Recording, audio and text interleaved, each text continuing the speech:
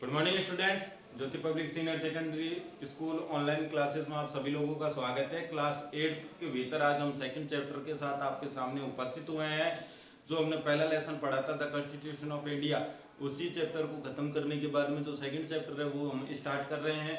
आज इस चैप्टर का जो नाम है वो है सेक्युलरिज्म या द सोल ऑफ इंडिया। इसका मतलब है सेक्युलरिज्म यानी कि धर्मनिरपेक्षवाद, और इसका जो पूरा नाम है वो है द सोल ऑफ इंडिया यानी कि भारत की आत्मा। धर्मनिरपेक्षवाद है या भारत की आत्मा, ये पूरा नाम है इसका। कि धर्मनिरपेक्ष क्या चीज होती है, पहले तो हमें यही चीज समझनी है कि धर्मनिरपेक्ष, जहां निरपेक्ष शब्द आ जाता है इसका मतलब होता है किसी विशेष धर्म के प्रति पक्षपात न करने की भावना। तो ये ही धर्मनिरपेक्षवाद है। आप जैसा कि जानते हैं कि पूरे वर्ल्ड के किसी भी देश के को देख लीजिए, किसी भी देश के संविधान में देख लीजिए कि सिर्फ भारत ही एक ऐसा देश है जहाँ पे सर्वधर्म समभाव की भावना चलती है। यानी कि यहाँ पर हर प्रकार के धर्म के व्यक्ति को, हर प्रकार के व्यक्ति के धर्म को बराबर की मान्यता दी गई है, बराबर की इज्जत प्रदान की गई है, बराबर का सम्मान दिया गया है। किसी प्रकार के धर्म में न किसी धर्म को ऊंचा समझा गया है, न किसी धर्म को छोटा समझा गया है। तो यही जो सबसे बड़ी भावना है भारत के संविधान की, जो सबसे बड़ी खास बात है वो यही है कि धर्मनिरपेक्षता यहाँ पर अपनाई गई है। सर्वधर्म समभाव की भावना को यहाँ पर काम में लिया गया है। सर्वधर्म की समभाव की जो भावना है यहाँ पर मौजूद है हमारे देश के भीतर। तो आइए इस वीडियो को करते हैं शुरुआत। देखें, सबसे पहले 5 क्वेश्चन दिए गए हैं इस लेसन से रिलेटेड। तो 5 क्वेश्चनों के भीतर हम क्या पढ़ते हैं। पहला है जैसे name any 4 religion that originated in India.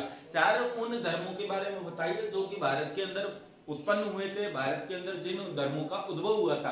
तो उसमें पहला आप जानते हैं हिंदू धर्म है, दूसरा धर्म जो है वो जैन धर्म है, तीसरा है जो बौद्ध धर्म है, और चौथा धर्म जो है वो सिख धर्म है। दोबारा बता देता हूं, हिंदू धर्म, जैन धर्म, बौद्ध धर्म और सिख धर्म, ये 4 ऐसे धर्म है जिनकी अस्तित्व जो है, इनका अस्तित्व भारत के अंदर ही इनका अस्तित्व पैदा हुआ, भारत के भीतर ही इनकी उत्पत्ति हुई। दूसरा सवाल पूछा गया which is the oldest religion of the world. पूरे संसार का सबसे प्राचीनतम जो धर्म है वो कौन सा है, तो वो आपका हिंदू धर्म ही है। Who founded the Sikhism? तीसरा क्वेश्चन पूछ रहा है कि सिखवाद की शुरुआत किसने की या सिख धर्म की शुरुआत किसने की। तो सिख धर्म के जो प्रवर्तक थे, सिख धर्म के जो संस्थापक थे वो गुरु नानक साहब जी थे। तो उनके जन्म के साथ में ये सिख धर्म की शुरुआत हो गई थी।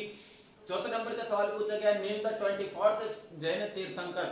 24वें नंबर के जो जैन तीर्थंकर है उनका नाम बताइए। तो आपको पता होना चाहिए कि जैन धर्म के भीतर जो 24 तीर्थंकर माने जाते हैं, 24 तीर्थंकरों में जो पहले नंबर के हैं वो आदिनाथ जी हैं, और जो 24वें नंबर के हैं उनका नाम है महावीर स्वामी। और 5वें नंबर का क्वेश्चन पूछ रहा which great Indian emperor spread the teachings of Buddhism in India and abroad. कि भारत और विदेश के भीतर किस भारतीय सम्राट ने बौद्ध धर्म का प्रचलन किया था, बौद्ध धर्म का प्रचार प्रसार किया था। तो उनका नाम भी आप अच्छे से जानते होंगे, तो वो थे सम्राट अशोक। तो ये 5 क्वेश्चनों के जवाब दिए। पहले में सवाल पूछा गया कि वे 4 धर्म के बारे में बताइए जो भारत में उत्पन्न हुए। दूसरा सवाल इसमें पूछा गया कि विश्व का सबसे प्राचीनतम धर्म कौन सा है। तीसरा सवाल पूछा गया कि सिख धर्म के प्रवर्तक कौन थे। चौथा पूछा गया है कि जैन धर्म के 24वें तीर्थंकर कौन थे। और 5वें नंबर का सवाल पूछा गया है कि भारत के वे कौन से प्रसिद्ध सम्राट थे जिन्होंने भारत और विदेश के भीतर बौद्ध धर्म का प्रचार प्रसार किया। अब इस लेसन की स्टार्ट होती है कि when prehistoric humans begin to live in community.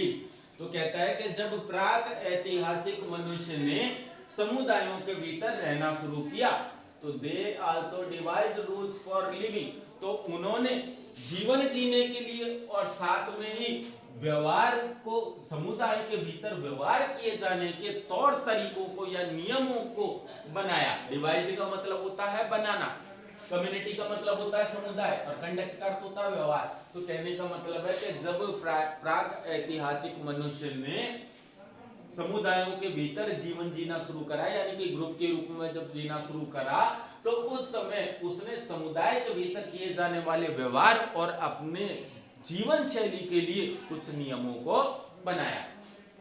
These rules now needed to be enforced।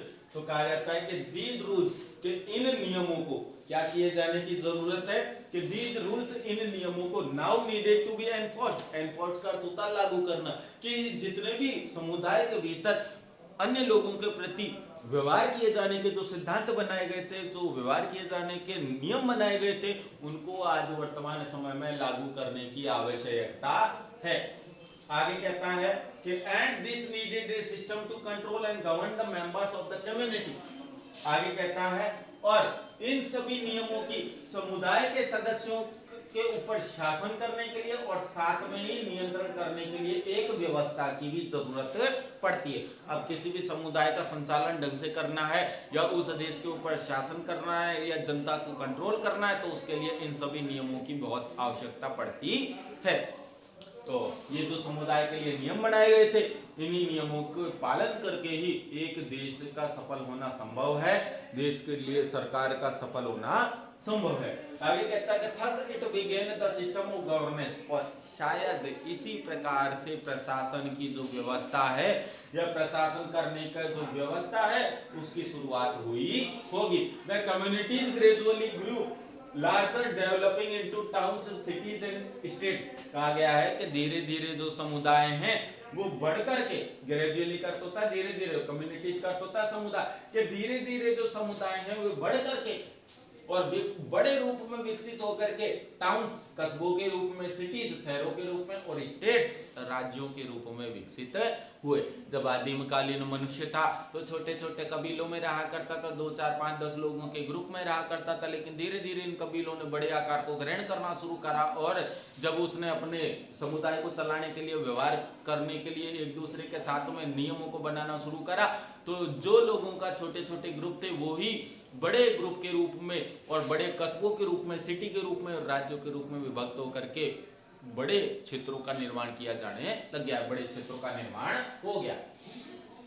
Faith, beliefs and religions also developed. अब उसके बाद में जैसे जैसे बड़े समुदायों का निर्माण हुआ, समुदायों का निर्माण होने के बाद में राज्यों का निर्माण हुआ, कस्बे बने, फिर उसके बाद में शहरों का निर्माण हुआ, फिर उसके बाद देशों का निर्माण हुआ, तो जैसे जैसे इन सभी का अस्तित्व आया तो जो विश्वास थे और साथ में जो धर्म थे वो भी विकसित हुए। And so did their followers grow in number. और इसी तरह से विभिन्न धर्मों का या विभिन्न धर्म को मानने वाले लोगों की संख्या में भी धीरे धीरे वृद्धि हुई। आगे कहता है कि tolerance for each others economic status, culture, religion was necessary for peaceful and progressive coexistence. कहा जाता है कि एक दूसरे की आर्थिक स्तर और सांस्कृतिक, धार्मिक स्तर के प्रति सहिष्णुता की जो भावना थी वो किसी भी प्रगतिशील सह अस्तित्व और शांतिपूर्ण समुदाय के अस्तित्व को या शांतिपूर्ण समुदाय के अस्तित्व के लिए बड़ी आवश्यक थी। आगे कहा जाता है कि वो लोग who were intolerant of other cultures and religion। अब कहा गया है कि वे लोग जो कि दूसरे लोगों के प्रति यहाँ कहा गया है कि वो लोग who were intolerant of other cultures and religion, कि वे लोग जो कि दूसरे संस्कृति और धर्मों के प्रति इंटॉलरेंट थे, यानी कि असहनशील थे या अनुदार थे या असहनशील थे, तो उन लोगों ने either migrated to other places, यानी कि जो लोग दूसरों के धर्मों के नियमों को मानना नहीं चाहते थे, दूसरे के धर्मों को कुछ नहीं समझते थे, दूसरों की संस्कृति को अपनाना नहीं चाहते थे, तो वे या तो एक स्थान से दूसरे स्थानों पर उन्होंने मिग्रेटेड, पलायन कर लिया, और पुश्ड आउट द अदर्स, या फिर दूसरे लोगों के द्वारा उन्हें धकेल करके उस देश से या उस क्षेत्र से बाहर निकाल दिया गया। आगे कहा जाता है कि in this very line of, तो कहा जाता है इन दिस वेरी लाइन, यानी कि इसी क्रम में of development countries in the world, के संसार के भीतर विकसित देशों के इसी क्रम में हैव फॉर्म्ड देयर कॉन्स्टिट्यूशन, के विभिन्न देशों ने अपने अपने संविधानों का निर्माण किया, विच स्टिपुलेटेड, के विच जो कि स्टिपुलेटेड अनुबंध करते हैं या गारंटी देते हैं कि if they choose to allow the citizens of different communities, cultures, languages and religious faiths to live with equal right or with a differing status, जो कि क्या करते हैं कि ये वे क्या करते हैं कि विभिन्न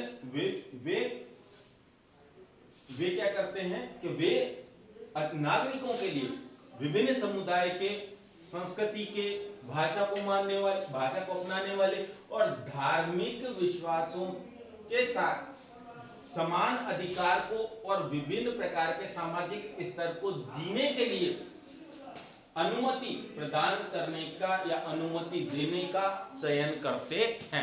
आप देखते होंगे विभिन्न देशों के भीतर अलग अलग, हर देश का जो संविधान है वो नागरिकों को यह अधिकार प्रदान करता है कि वे अपनी इच्छा के अनुसार किसी भी धर्म को मान सकते हैं, किसी भी धर्म का पालन कर सकते हैं, किसी भी संस्कृति को अपना सकते हैं और किसी भी प्रकार से वो निवास कर सकते हैं।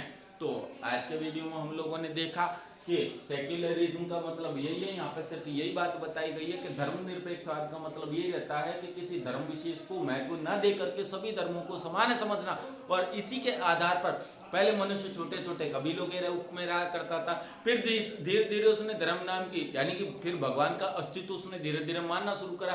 पहले प्रकृति में जो भी घटनाएं घटती थी वो उसको प्राकृतिक घटनाएं समझता था, लेकिन उसके बाद में धीरे धीरे उसके मन में विश्वास यह आने लगा, प्रकृति की घटनाओं को देख देख करके, भूकंप को या आगजनी को या ज्वालामुखी को देख देख के उसके मन में यह विचार आने लगा, दिल रात को बनते हुए देख के, सूर्य ग्रहण को देख के उसके मन में यह विचार आने लगा कि शायद इन सभी घटनाओं के पीछे कोई ना कोई भगवान जरूर उत्तरदायी है। फिर उसने भगवान का अस्तित्व का मन में विचार किया, उसके बाद में धीरे धीरे धर्म का प्रचलन आया और फिर धीरे धीरे करते हुए धर्म का प्रचलन होने लगा और एक के बाद एक करके विभिन्न धर्म जो है मानव अस्तित्व के भीतर आए। तो इस प्रकार से हमने देखा कि विभिन्न धर्मों का जो कई 5 सवाल जो पूछे गए इस लेसन के शुरुआत में सबसे ज्यादा महत्वपूर्ण और 5 नियमों को और 5 प्रश्नों को आपको अच्छे से पढ़ना याद करना जरूरी है। और भारत के धर्म संविधान की भी ये सबसे बड़ी विशेषता है कि यहाँ पर किसी धर्म विशेष को विशेष महत्व नहीं दिया गया है, यहाँ पर सभी धर्मों को समान भाव से देखा गया है। तो आज के वीडियो को हम यहीं समाप्त करते हैं। नेक्स्ट वीडियो में इसी 2nd नंबर के लेसन से जुड़ते हुए अगले वीडियो के साथ आपके सामने उपस्थित होंगे। वीडियो पसंद आए तो ज़्यादा से ज़्यादा लाइक, सब्सक्राइब और शेयर कीजिए। थैंक यू, धन्यवाद।